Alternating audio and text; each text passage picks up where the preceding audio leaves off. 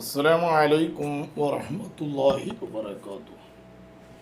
ഇന്ന് ആകെ ചർച്ച ഷെയ്ഖുന സുൽത്താനുൽ ഉലമ കാന്തപുരം ഉസ്താദ് അവറുകൾ പ്രധാനമന്ത്രിയെ പോയി കണ്ട ചർച്ചയാണ്. ഷെയ്ഖുന സുൽത്താനുൽ ഉലമ കാന്തപുരം ഉസ്താദ് അവറുകൾ പ്രധാനമന്ത്രിയെ പോയി കണ്ടത് എന്തിനാണ് എന്നുള്ള വിവരമൊന്നും ഈ മാധ്യമങ്ങൾക്ക് അറിയില്ല എന്ന് തോന്നുന്നു. AP ഉസ്താദ് അവറുകൾ പ്രധാനമന്ത്രിയെ പോയി കണ്ടത് ഇവിടെ വലിയൊരു കേരളയാത്ര നടത്തി. ആ കേരളയാത്ര നടത്തിയപ്പോൾ ആ കേരളയാത്രയിൽ വന്ന ഒരുപാട് കാര്യങ്ങളുണ്ട്. ആ കാര്യങ്ങളെ നിവേദനം കൊടുക്കാൻ വേണ്ടിക്കൊണ്ടാണ്, എല്ലാം കൂട്ടിച്ചേർത്തുകൊണ്ട് നിവേദനം കൊടുക്കാൻ വേണ്ടിക്കൊണ്ടാണ് പ്രധാനമന്ത്രിയുടെ അടുക്കലേക്ക് കാന്തപുരം ഉസ്താദ് അവറുകൾ പോയിട്ടുള്ളത്. കേരളത്തിൽ മുഖ്യമന്ത്രിയെ കയ്യിൽ കൊടുക്കേണ്ടത് മുഖ്യമന്ത്രിയുടെ കയ്യിൽ കൊടുത്തു. അതിനുശേഷം പ്രധാനമന്ത്രിയുടെ കയ്യിൽ കൊടുക്കേണ്ടത് കൊണ്ട് പ്രധാനമന്ത്രിയുടെ അടുക്കിലേക്കും പോയി പ്രധാനമന്ത്രിയെയും കണ്ടു. ഇങ്ങനെ പ്രധാനമന്ത്രിയെയും കണ്ട് ഇറങ്ങിയ സമയത്ത് ഒരു ചാനലുകാരൻ വിളിച്ചു ഉസ്താദിനെ വിളിച്ചു. ഉസ്താദ് എന്ത് ചെയ്തു? ചാനലുകാരനോട് പറയേണ്ടത് ചാനലുകാരനോട് പറഞ്ഞു. പക്ഷെ അത് ഹിന്ദി അറിയാത്ത മാധ്യമങ്ങൾ അത് വളച്ചൊടിച്ചു. നമുക്ക് ആ ചാനലുകാരൻ പറയുന്നത് ആദ്യം ഒന്ന് കേട്ടു നോക്കാം. ഇന്ത്യയിൽ മുസ്ലിങ്ങൾ സുരക്ഷിതരെന്ന് കാന്തപുരം AP അബൂബക്കർ മുസ്ലിയാർ. ഡൽഹിയിൽ പ്രധാനമന്ത്രി നരേന്ദ്രമോദിയുമായി നടത്തിയ കൂടിക്കാഴ്ചയിലായിരുന്നു കാന്തപുരത്തിന്റെ പ്രതികരണം. മുസ്ലിങ്ങൾക്ക് ഇന്ത്യയിൽ അസ്ഥിരതയില്ലെന്നും രാജ്യ പുരോഗതിക്കായി ഒന്നിച്ച് പ്രവർത്തിക്കുമെന്നും കാന്തപുരം പറഞ്ഞു. AP അബൂബക്കർ മുസ്ലിയാരുടെ മകൻ ഡോക്ടർ അബ്ദുൽ ഹക്കീം അസരി ഉൾപ്പെടെയുള്ളവരും മോദിയെ കാണാൻ കാന്തപുരത്തിനൊപ്പമുണ്ടായിരുന്നു. കേട്ടില്ലേ? ഇന്ത്യയിൽ മുസ്ലിമീങ്ങൾ സുരക്ഷിതരെന്ന് കാന്തപുരം ഉസ്താദ് പറഞ്ഞു എന്നാണ് പറയുന്നത്. ഏതായാലും ചാനലുകാരൻ പറഞ്ഞതാണത്. ഏതായാലും ഇതിനെ എടുത്ത് പല ആളുകളും ഒരുപാട് ആളുകൾ പരിഹസിക്കുന്നുണ്ട്. ഉസ്താദിനെ പല രൂപത്തിലും പറയുന്നുണ്ട്. ഏതായാലും പറയുന്ന ചില ആളുകൾ പറയുന്നത് ഈ ചാനലിനോടൊപ്പം കേട്ടതൊന്ന് കേൾപ്പിക്കുന്നുണ്ട്. ഈ ഇന്ത്യ രാജ്യം എന്ന് പറയുന്നത് നമ്മുടെ 2-3 സ്റ്റേറ്റ് കൂടിയതല്ല കേട്ടോ, ഒരുപാട് സ്റ്റേറ്റ് കൂടിയ രാജ്യമാണ് ഇന്ത്യ രാജ്യം എന്ന് പറയുന്നത്. അങ്ങനെ മുസ്ലിങ്ങള് സുരക്ഷിതരാണ് ഇന്ത്യയിൽ നിന്ന് നിങ്ങൾ എന്തിന്റെ അടിസ്ഥാനത്തിലാണ് പറഞ്ഞതിൽ എനിക്ക് മനസ്സിലാകുന്നില്ല. ഉത്തരേന്ത്യയിലൊന്നും നടക്കുന്നത് നിങ്ങൾ അറിയാഞ്ഞിട്ടൊന്നുമല്ലല്ലോ, അറിയാത്ത പോലെ നടിക്കുന്നതായിരിക്കും. അതാണ് എന്തെങ്കിലും കാര്യലാഭം ഉണ്ടായതുകൊണ്ടായിരിക്കും അങ്ങനെ പറഞ്ഞിട്ടുണ്ടാകുക. അല്ലാതെ ഇപ്പൊ പ്രധാനമന്ത്രിനെ കണ്ടും കേട്ട് ഇറങ്ങിയിട്ട് ഇങ്ങനത്തെ ഒരു പ്രസ്താവനകൾ നടത്തണം എന്നുണ്ടെങ്കിൽ തക്കതായ എന്തെങ്കിലും നിങ്ങൾക്ക് നിങ്ങളെ കാര്യലാഭത്തിന് വേണ്ടിയിട്ട് എന്തെങ്കിലും സാധിച്ചെടുത്തിട്ടുണ്ടാവും എന്നില്ല. ഇതാണ് ഇപ്പൊ ഇതിന് നമുക്ക് മനസ്സിലാക്കാൻ കഴിയുന്നത്. അല്ലാതെ ഇപ്പൊ നിങ്ങളെ പോലത്തെ ഒരാളിരുന്ന് ഇതുപോലൊരു പ്രസ്താവന ജനങ്ങൾ അംഗീകരിക്കുന്നില്ല, പ്രതീക്ഷിക്കുന്നില്ല. അപ്പൊ നിങ്ങളെ സ്വന്തം കാര്യത്തിനോ സ്വന്തം നിലനിൽപ്പിനോ വേണ്ടിയിട്ട് പോയി കണ്ടതായിരിക്കും പ്രധാനമന്ത്രിനെ എന്നുള്ളത് മനസ്സിലാകുന്നുണ്ട് ഇതിന്. എന്ത് തന്നെ ആയാലും ഇത് നമുക്ക് ഒരിക്കലും അംഗീകരിക്കാൻ കഴിയുന്ന ഒരു പ്രസ്താവനയല്ല. മുസ്ലിം സമുദായമല്ല, മൊത്തത്തിൽ ന്യൂനപക്ഷങ്ങൾ, അതിൽ ക്രിസ്ത്യൻ സമുദായം എല്ലാവരും ഒരുപാട് പീഡനങ്ങൾ ഇന്ത്യയിലും ഉത്തരേന്ത്യയിലൊക്കെ അനുഭവിക്കുന്നുണ്ട് എന്നുള്ളത് ഈ അടുത്ത കാലങ്ങളായിട്ട് നമ്മൾ അറിഞ്ഞുകൊണ്ടിരിക്കുന്നതാണ്. അപ്പോ ഇങ്ങനെ നിങ്ങളൊരു പത്രക്കാരെ മുമ്പിൽ വന്നിട്ട് ഇതുപോലൊരു പ്രസ്താവനകൾ ഇറക്കുമ്പോൾ അതിന്റെ ഉദ്ദേശശുദ്ധി എന്താണെന്നുള്ളത് ജനങ്ങൾക്ക് മനസ്സിലാക്കാൻ കഴിയും. ഉസ്താദെ, ഇതുപോലൊരു സമയത്ത് ഇതുപോലെ ഒരു പ്രസ്താവനകൾ നിങ്ങൾ ഇറക്കുമ്പോൾ അതിന്റെ പിന്നിൽ പല അജണ്ടകളുണ്ടെന്നാണ് ഇപ്പൊ അതിൽ കമന്റിൽ ഇതൊക്കെ വരുന്നത്. പല പ്രശ്നവും നിങ്ങൾക്ക് സാധിച്ചെടുക്കാനുണ്ടായിരിക്കും എന്നതാണ്. എന്ത് തന്നെ ആയിരുന്നാലും നിങ്ങളെ കാര്യലാഭത്തിന് വേണ്ടിയിട്ടോ നിങ്ങളെ സ്വന്തം കാര്യത്തിന് ഇതിനൊക്കെ വേണ്ടിയിട്ട് നിങ്ങൾ മുസ്ലിം സമുദായത്തിന്റെ ഇതുപോലെ ഇത് ആരോപിക്കരുത്, കുറ്റങ്ങൾ ഇതാക്കരുത്. കുറ്റങ്ങളെന്നല്ല, മുസ്ലിം സമുദായത്തിനെ നിങ്ങൾ ക്രൂശിക്കരുത്. മുസ്ലിം സമുദായത്തിന് വേണ്ടിയിട്ട് നിങ്ങൾ സംസാരിക്കുന്നുണ്ടെങ്കിൽ ഇവിടെ നടക്കുന്ന പ്രശ്നങ്ങൾ ഒക്കെ ഓരോന്നായിട്ട് നിങ്ങൾക്ക് വെളിപ്പെടുത്താൻ കഴിയണമായിരുന്നു. അത് നിങ്ങൾക്ക് കഴിയും ചെയ്യും. തീർച്ചയായിട്ടും ഉസ്താദിനത് കഴിയും. മുസ്ലിമീങ്ങളുടെ കാര്യങ്ങൾ കൃത്യമായിട്ട് പ്രധാനമന്ത്രിയോടും മുഖ്യമന്ത്രിയോടും അതുമായി ബന്ധപ്പെട്ട ആളുകളോടൊക്കെ അതിൻ്റെ രൂപങ്ങളിൽ ഉസ്താദിനിക്ക് പറയാൻ സാധിക്കും. ഏതായാലും വേറൊരുത്തനും കൂടെ പറയുന്നുണ്ട്. ഇൻഷാ അല്ലാഹ് ഇതിൻ്റെ ബാക്കി കാര്യങ്ങൾ ഇൻഷാ അല്ലാഹ് അവസാനത്തിൽ പറയാം. ഒരാളും കൂടി പറയുന്നുണ്ട്. ആരെങ്കിലും ഉണ്ടെന്നുണ്ടെങ്കിൽ ഈ വീഡിയോയുടെ താഴെ ഒന്ന് കമന്റ് ചെയ്ത് ഈ പാവം പിടിച്ചവൻ അറിവില്ലാത്തവനാണ്, അപ്പൊ നിങ്ങൾക്ക് അറിയുന്ന അറിവുകൾ വെച്ചിട്ടൊന്ന് പറഞ്ഞു തരണം. ഇന്ന് AP ഉസ്താദ് അങ്ങ് നരേന്ദ്രമോദിയുടെ കാലും കീഴെ ചെന്ന് വെച്ച് അടിച്ച ഡയലോഗ് കേട്ടിട്ട് എനിക്കൊറ്റ കാര്യം മാത്രമേ പറയാനുള്ളൂ. സായിപ്പിനെ കാണുമ്പോഴത്തേന് കവാത്ത് മറക്കുക എന്ന് പറയും. അല്ല എന്നുണ്ടെങ്കിൽ പറയും അപ്പപ്പ കാണുന്നവനെ അപ്പ എന്ന് വിളിക്കുന്ന സ്വഭാവമുള്ള ആളുകളെയും നമ്മൾ ഇതിനെ കൂടെ ചേർക്കാറുണ്ട്. അതുകൊണ്ട് ഇത് പുള്ളിയുടെ അറിവില്ലായ്മയാണോ അതോ കാല് നക്കി കൊടുക്കാനായിട്ട് പോയതിന്റെയാണോ എന്നുള്ളത് നിങ്ങളൊന്ന് കമന്റ് ഒന്ന് പറഞ്ഞു തരണം. ഇതിൽ കൂടുതലൊന്നും എന്നെ കൊണ്ട് പറയിപ്പിക്കരുത്. ആ പുള്ളിയുടെ പ്രായത്തെ ഓർത്തിട്ടാണ് ഇതിൽ കൂടുതൽ സംസാരിക്കാത്തത്. AP ഉസ്താദിൻ്റെ അനുയായികൾ ആരെങ്കിലും ഉണ്ടെങ്കിൽ ഇതിനൊന്ന് മറുപടി പറയണമെന്നാണ് മൂപ്പര് പറയുന്നത്. മാത്രമല്ല പ്രായത്തെ മാനിച്ചുകൊണ്ട് മൂപ്പര് പിന്നെ ഇതിൽ കൂടുതലൊന്നും പറയുന്നില്ല എന്ന അപ്പപ്പ കാണുന്നവനെ അപ്പ എന്ന് വിളിക്കും എന്നൊക്കെയാണ് ഇയാൾ പറഞ്ഞുകൊണ്ടിരിക്കുന്നത്. ഏതായാലും ആവട്ടെ, ഉസ്താദ് നരേന്ദ്രമോദിയെ കണ്ട് നരേന്ദ്രമോദിയുടെ കയ്യിൽ നിവേദനം കൊടുത്ത് ഇറങ്ങിപ്പോരുന്ന സമയത്താണ് ഉസ്താദിനക്ക് ചാനലുകാർ ഫോൺ ചെയ്യുന്നതും സംസാരിക്കുന്നതും. ആ സംസാരിക്കുന്നത് ഹിന്ദിയിലും ഇംഗ്ലീഷിലുമൊക്കെയാണ്. എന്നാൽ അവിടെ ഉസ്താദ് പറഞ്ഞ ആ ഹിന്ദിയിൽ സംസാരിച്ചത് എന്താണ് എന്നുള്ളത് നമുക്കൊന്ന് കേട്ടു നോക്കുക. നടക്കുന്നുണ്ട്. അതായത് കേരളത്തിൽ ഹിന്ദി അറിയാത്ത ആളുകളെ മൊത്തത്തിൽ ഒന്ന് പറ്റിച്ചുകൊണ്ടിരിക്കുകയാണ് മാധ്യമങ്ങളും മറ്റ് സംഘികളും മറ്റ് ടീമുകളൊക്കെ. AP ഉസ്താദ് അവിടെ പോയി നടത്തിയ ചർച്ചകൾ എന്താണ് എന്നുള്ളത് മുസ്ലിങ്ങളുടെ പ്രശ്നങ്ങൾ ലിസ്റ്റ് ഔട്ട് ചെയ്തിട്ടാണ് ഇതിൽ കൊടുത്തിട്ടുള്ളത്. ഇത് ഉസ്താദിൻ്റെ ഒഫീഷ്യൽ പേജിലുണ്ട്, ഗ്രാൻഡ് മുഫ്തി ഓഫ് ഇന്ത്യ എന്ന പേജിലുണ്ട്, ഉസ്താദിൻ്റെ ഒഫീഷ്യൽ പേജിലുണ്ട്. അതിലൊക്കെ വന്നിട്ടുള്ള കാര്യങ്ങളാണ്. ഇതിലെന്താ പറയുന്നത്? മുസ്ലിങ്ങളെ ഇവിടുത്തെ പ്രശ്നങ്ങൾ എന്താണ്? ഇപ്പോൾ നടന്നുകൊണ്ടിരിക്കുന്ന ഏറ്റവും വലിയൊരു പ്രശ്നം വഖഫുമായി ബന്ധപ്പെട്ട വഖഫ് ഭൂമികൾ മുസ്ലിങ്ങളെ ഭൂമി പിടിച്ചെടുക്കുന്നതുമായി ബന്ധപ്പെട്ടുള്ള പ്രശ്നങ്ങൾ. ഒന്ന്, മുസ്ലിങ്ങളെ വോട്ട് ലിസ്റ്റിൽ നിന്ന് പേര് വെട്ടി മാറ്റുന്ന SIR വിഷയങ്ങൾ. രണ്ടാമത്, മുസ്ലിങ്ങൾക്കെതിരെ മുസ്ലിങ്ങളുടെ പള്ളികളും മറ്റു സ്ഥാപനങ്ങളും അതേപോലെ ചരിത്ര സ്മാരകങ്ങളൊക്കെ ശിവലിംഗം മറ്റേത് എന്നൊക്കെ പറഞ്ഞുകൊണ്ട് പിടിച്ചടക്കുന്ന അതിനെ നശിപ്പിക്കുന്ന വിഷയങ്ങൾ. അപ്പോൾ പള്ളികളും ചരിത്ര സ്മാരകങ്ങളും സംരക്ഷിക്കേണ്ട പ്രാധാന്യം. അതുപോലെ മുസ്ലിങ്ങൾ നേരിടുന്ന ഇൻജസ്റ്റിസ് ആയിട്ടുള്ള നിരപരാധികളെ ഇന്നസെന്റ് ഇൻഡിവിജ്വൽസ് അനുഭവിക്കുന്ന പ്രശ്നങ്ങൾ. അതുപോലെ നോർത്ത് ഇന്ത്യൻ സ്ഥലങ്ങളിൽ മതസ്ഥാപനങ്ങൾക്ക് നേരെ വർദ്ധിച്ചു വളരുന്ന അട്രോസിറ്റികൾ. സൗത്ത് ഇന്ത്യയിൽ ആ പ്രശ്നമില്ല.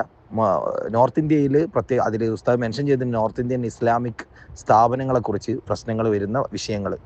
പിന്നെ അതുപോലെ മുസ്ലിങ്ങൾക്കുള്ള സ്കോളർഷിപ്പ് വെട്ടിക്കുറച്ചു. മൗലാന ആസാദ് സ്കോളർഷിപ്പ്, മുസ്ലിങ്ങൾക്കുള്ള സ്കോളർഷിപ്പിൻ്റെ പൈസ വെട്ടിക്കുറച്ചു, അതിനെക്കുറിച്ചിട്ടുള്ള വിഷയങ്ങൾ.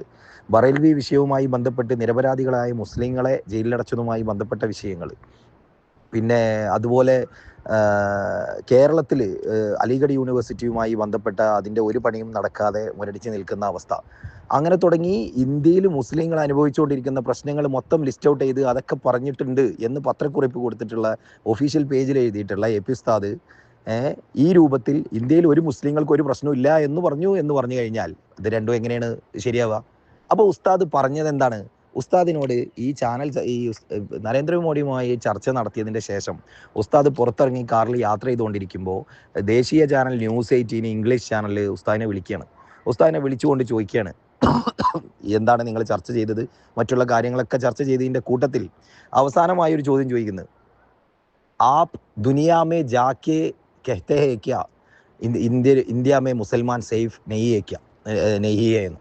അതായത് ലോകത്തിൽ ചെന്നിട്ട് ലോകത്തിൻ്റെ വിവിധ കോണുകളിൽ ചെന്നിട്ട് നിങ്ങൾ പ്രചരണം നടത്തുമോ, നിങ്ങൾ പ്രസംഗിക്കുമോ ഇന്ത്യ സേഫ് അല്ല എന്ന്, നിങ്ങൾ ഇന്ത്യയിൽ മുസ്ലിങ്ങൾ സേഫ് അല്ല എന്നുള്ള പ്രചരണം നിങ്ങൾ നടത്തുമോ എന്നുള്ളത് മോദിയുമായി ചർച്ച നടത്തിയതിൻ്റെ ശേഷം ഈ വിഷയങ്ങളൊക്കെ അവിടെ ചർച്ചയ്ക്ക് പരിഹാരം കാണാൻ വേണ്ടിയിട്ടാണ് ചർച്ച നടത്തുന്നത്. ആ ആളോട് നാഷണൽ ടെലിവിഷൻ ചോദിക്കുകയാണ്, നിങ്ങൾ അതിൻ്റെ തൊട്ട് മുന്നേ ബംഗ്ലാദേശിനെ കുറിച്ച് പറയുന്നുണ്ട്, അവിടുത്തെ അസ്ഥിരതകളെ കുറിച്ച് പറയുന്നുണ്ട്, മറ്റു മുസ്ലിം രാജ്യത്ത് അനുഭവിക്കുന്ന പ്രശ്നങ്ങൾ നമുക്കറിയാം. ലിബിയ, സിറിയ അവരൊക്കെ മുസ്ലിങ്ങൾ പലായനം ചെയ്തുകൊണ്ടിരിക്കുകയാണ്, ഫലസ്തീൻ ഉൾപ്പെടെ. അപ്പോൾ അതുപോലെ ഇന്ത്യയിൽ മുസ്ലിങ്ങൾ സേഫ് അല്ല എന്നുള്ളൊരു പ്രചരണം ആപ് ദുനിയാ മേ ജാക്കെ കഹത്തെ ഹേ ക്യാന്ന്, അതായത് നിങ്ങൾ ലോകത്തിൻ്റെ വിവിധ ഭാഗങ്ങളിൽ പോയി പ്രചരണം നടത്തുമോ എന്നാണ് AP ഉസ്താദിനോട് ചോദിക്കുന്നത്. ആ പ്രചരണം നടത്തുന്നതിന് ഉസ്താദ് എന്താ പറയുന്നത്? ഇന്ത്യയിൽ മുസ്ലിങ്ങൾ സേഫാണ്, ഇന്ത്യയിൽ മുസ്ലിങ്ങൾക്ക് മദ്രസ നടത്താനും പള്ളി നടത്താനും അറബിക് കോളേജുകൾ നടത്താനും ഒക്കെ ഒരു പ്രശ്നങ്ങളും ഇല്ല. ജനാധിപത്യ വ്യവസ്ഥയിൽ ഇവിടെ പലായനം ചെയ്യേണ്ടയോ മറ്റുള്ള വിഷയങ്ങളൊന്നുമില്ല. പക്ഷെ പ്രശ്നങ്ങളുണ്ട്, അത് ലിസ്റ്റ് ഔട്ട് ചെയ്തിട്ട് ആഭ്യന്തരമായിട്ട് പ്രധാനമന്ത്രിയോടും കാര്യങ്ങളും പറഞ്ഞിട്ടുണ്ട്. ഇതാണ് വിഷയം. ഈ ഹിന്ദി അതിപ്പോൾ ഏതൊരു നേതാവിനോടും നിങ്ങൾ ഭാരതത്തിൻ്റെ പുറത്ത് പോയിട്ടോ അതല്ലെങ്കിൽ വേറെ രാജ്യങ്ങളോ ചോദിട്ടോ ഇന്ത്യയിൽ മുസ്ലിങ്ങൾ സേഫല്ല അങ്ങനെ പ്രചരണം നടത്തുന്ന ഒരാളെ പിന്നെ ചർച്ചയ്ക്ക് സാധ്യതയില്ല.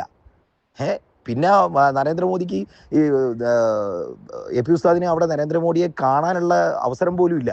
ഇങ്ങനെ ഒരു പ്രചരണം നടത്തും എന്ന് പറയുന്ന ആളെ പിന്നെ എന്തിനാണ് ഇവിടെ ചർച്ചയ്ക്ക് നടത്തുന്ന ആവശ്യം? ചർച്ചകളാണ് ആദ്യം നടക്കേണ്ടത്.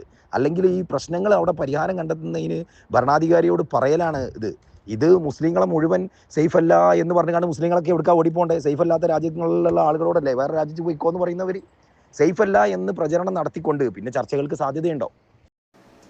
പൊന്നാര മക്കളെ, ഉസ്താദ് ഒരു കാര്യം പറയുമ്പോൾ 100 വട്ടം ആലോചിച്ചിട്ട് ചാനലിലൊക്കെ വന്ന് പറയുന്നതും നൗഷാദിൻ്റെ മാതിരി മണ്ടിച്ചെന്ന് കാണ്ട് കൈകാര്യം ചെയ്യാതിരിക്കലാ നല്ലത്. ഉസ്താദ് ഒരു കാര്യം അങ്ങനെയാണ്, ഗുജറാത്ത് കലാപം ഞാൻ അറിയില്ല എന്ന് പറഞ്ഞ് ഈ പറയപ്പെട്ട ജമാഅത്തെ ഇസ്ലാമിൻ്റെ ചാനൽ അന്ന് പറഞ്ഞ് വലിയ വിപ്ലവമുണ്ടാക്കി. ഈ ജമാഅത്തെ ഇസ്ലാമിൻ്റെ ചാനൽ എന്ന് പറഞ്ഞാൽ വൻ ചതലാണ്. അത് ഉള്ളിൽ കയറിയാണ്ട് ഉള്ളു മുഴുവൻ തുരക്കും. അങ്ങനത്തെ ഒരു ചാനലാണത്.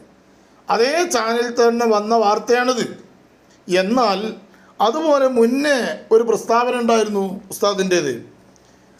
സ്ത്രീകൾക്ക് പ്രസവിക്കാൻ പറ്റൂ, പ്രസവം എന്നുള്ളത് സ്ത്രീകൾക്കേ കഴിയൂ എന്നുള്ളൊരു പ്രസ്താവന ഉസ്താദ് നടത്തിയപ്പോൾ ഇതേ ചാനലാണ് അന്ന് അത് പുറത്തുവിട്ട് വലിയ വിപ്ലവമുണ്ടാക്കിയത്. നാട് നീളെ കേരളത്തിൻ്റെ ഒരു തല മുതൽ മറ്റേ തല വരെ ഉള്ള സ്ത്രീകൾ റോട്ടിലൂടെ ഇറങ്ങി കാന്തപുരം ഉസ്താദിൻ്റെ കോലം കത്തിച്ചു.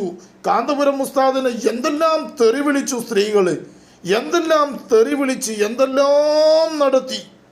അതൊക്കെ രാഷ്ട്രീയ തമ്പുരാക്കന്മാരുടെ സഹായ സഹകരണം കൊണ്ടായിരുന്നു. കാരണം അന്ന് ഈ ഇലക്ഷനിൽ മത്സരിക്കുന്ന വിഷയവുമായി കൊണ്ട് ബന്ധപ്പെട്ടുകൊണ്ടായിരുന്നു. എന്നാൽ അന്ന് ഉസ്താദ് പറഞ്ഞ വാക്കെന്തായിരുന്നു? ഉസ്താദ് പറഞ്ഞത് സ്ത്രീകൾക്കേ പ്രസവിക്കാൻ പറ്റൂ, പ്രസവം എന്നുള്ളത് അത് സ്ത്രീകൾക്കേ കഴിയൂ എന്നുള്ള വിഷയമാണ് ഉസ്താദ് പറഞ്ഞത്. പക്ഷേ അത് മാധ്യമം വളച്ചൊടിച്ചത് എങ്ങനെയറിയോ? സ്ത്രീകളെ പ്രസവിക്കാനേ പറ്റൂ എന്നുള്ളയിടത്തേക്ക് എത്തിച്ചു.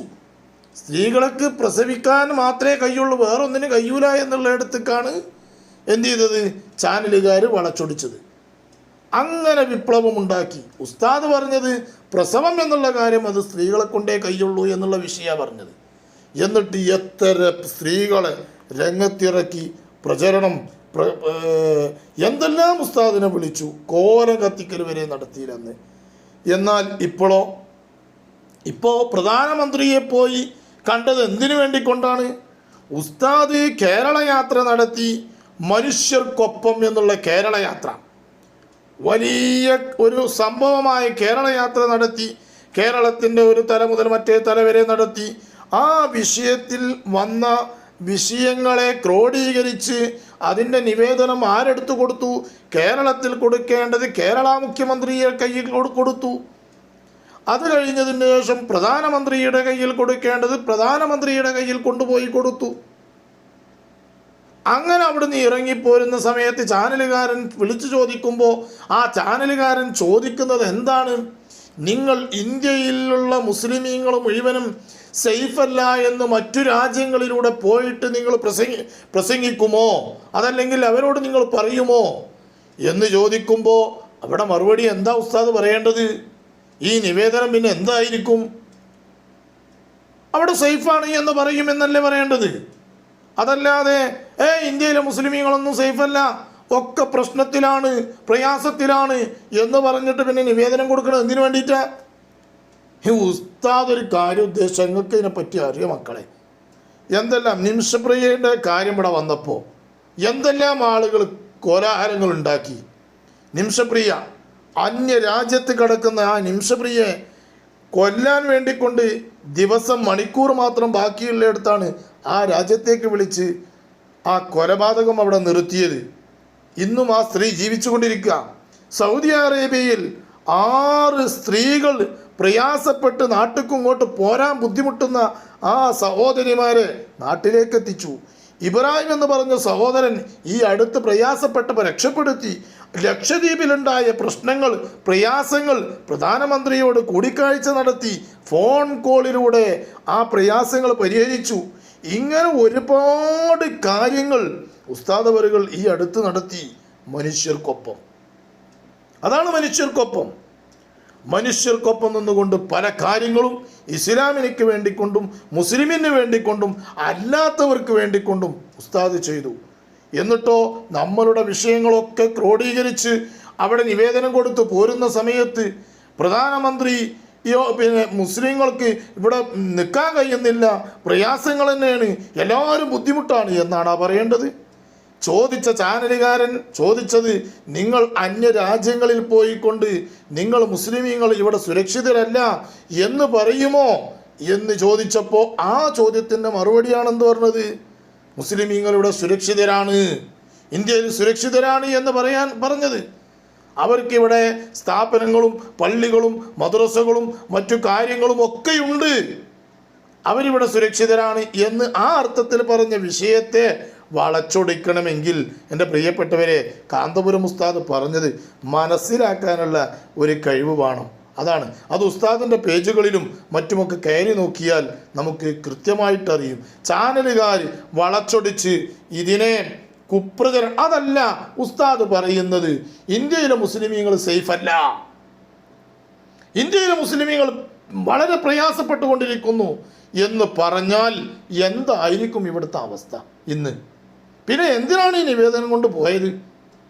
നിങ്ങളൊന്ന് മനസ്സിലാക്കണ്ടേ. ഇതിൻ്റെ മുന്നേയും പ്രധാനമന്ത്രിയെ കാണാൻ വേണ്ടിക്കൊണ്ട് ഉസ്താദ് അവറുകൾ പോയിരുന്നു. അന്നും ഉസ്താദ് അവറുകൾ പ്രധാനമന്ത്രിയെ കണ്ട് സംസാരിച്ച് പുറത്തു വന്ന് പരസ്യമായി പ്രസംഗിച്ചിരുന്നു. ആ പ്രസംഗം ഒന്ന് കേട്ടു നോക്കൂ. ഞാൻ പറയുന്നു, ഇന്നലെ ഞാൻ പ്രധാനമന്ത്രിയുമായി സംസാരിച്ചിട്ടാണ് ഇങ്ങോട്ട് വരുന്നത്. ഇന്ത്യയിലെ പ്രധാനമന്ത്രിയാണ്. അത് BJP-ന്നോ അല്ലെങ്കിൽ മറ്റേ കോൺഗ്രസിന്നോ വേറെ ലീഗിന്നോ നോട്ടമില്ല. ഇന്ത്യൻ പ്രധാനമന്ത്രി, അഖിലേന്ത്യാ സുന്നി ജമിയത്തുൽ ഉലമ, അതുപോലെ മശായിഖ് ബോർഡ്, സൂഫി സംഘടന, ഞങ്ങളെല്ലാവരും കൂടി ആവശ്യപ്പെട്ടു, ഞങ്ങൾക്ക് മുസ്ലിമീങ്ങളുടെ കാര്യം പറയാൻ സമയം തരണം. അദ്ദേഹം സമയം തന്നു, 1.5 മണിക്കൂർ സമയം. ഞങ്ങൾ 40 ആളുകൾ പോയി, 40 പണ്ഡിതന്മാർ അവിടെ പോയി. 50 മിനിറ്റ് ഞങ്ങൾ സംസാരിച്ചു. ബാക്കിയുള്ള സമയം അദ്ദേഹം ഇങ്ങോട്ട് മറുപടി പറഞ്ഞു. ആ മറുപടി ഞങ്ങൾ പറഞ്ഞു. അവിടെയെല്ലാം ഞങ്ങൾ ഒരു പാർട്ടിക്ക് വേണ്ടി പറഞ്ഞതല്ല. ഞങ്ങൾ പറഞ്ഞു, ഈ രാജ്യത്തെ ന്യൂനപക്ഷത്തിന്റെ ആവശ്യങ്ങൾ പരിഗണിക്കണം, ഈ രാജ്യത്തെ പിന്നോക്ക സമുദായത്തിന്റെ ആവശ്യങ്ങൾ പരിഗണിക്കണം, മുസ്ലിംകൾക്ക് മുസ്ലിംകളുടേതായ ആശയങ്ങളും ആദർശങ്ങളും നിലനിർത്താൻ ഇന്ത്യ രാജ്യത്തിന് സ്വാതന്ത്ര്യമുണ്ട്. ആ സ്വാതന്ത്ര്യം നിലനിർത്തുക തന്നെ വേണം, അതെടുത്തു കളയരുത്.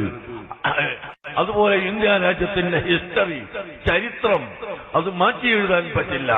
അത് ആ ചരിത്രം അതേ നിലക്ക് തന്നെ നിൽക്കേണ്ടതാണ് എന്ന് തുടങ്ങി ഞങ്ങൾ എയർ ഇന്ത്യയുടെ ചൂഷണം അടക്കം പറയുകയുണ്ടായി. എയർ ഇന്ത്യ ചൂഷണം ചെയ്യുന്നത്, യൂറോപ്യൻ നാട്ടിൽ പോകാൻ 45,000 രൂപ, ദുബായ് പോകാൻ 60,000 രൂപ, സൗദി പോകാൻ 80,000 രൂപ. ഇതിവിടുത്തെ എയർ ഇന്ത്യ എടുക്കുന്ന ചൂഷണമാണ്. ആ ചൂഷണത്തെ സംബന്ധിച്ച് പ്രധാനമന്ത്രിയോട് പറഞ്ഞു. ഞാൻ പറയുന്നത്, നമ്മളിവിടെ ഭൗതികമായി ജീവിക്കുമ്പോൾ ഭൗതിക ലോകത്ത് നിയമത്തിന്റെ ചട്ടക്കൂട്ടിൽ നിന്നുകൊണ്ട് ജീവിക്കണം. ആ നിയമം കയ്യിലെടുത്തുകൊണ്ട് ജീവിക്കാൻ പാടില്ല, പ്രവർത്തിക്കാൻ പാടില്ല. അതേ സമയത്ത് ടെററിസ്റ്റാവാനോ ഭീകരവാദിയാവാനോ തീവ്രവാദിയാവാനോ ഒരിക്കലും പാടില്ല. അതൊന്നും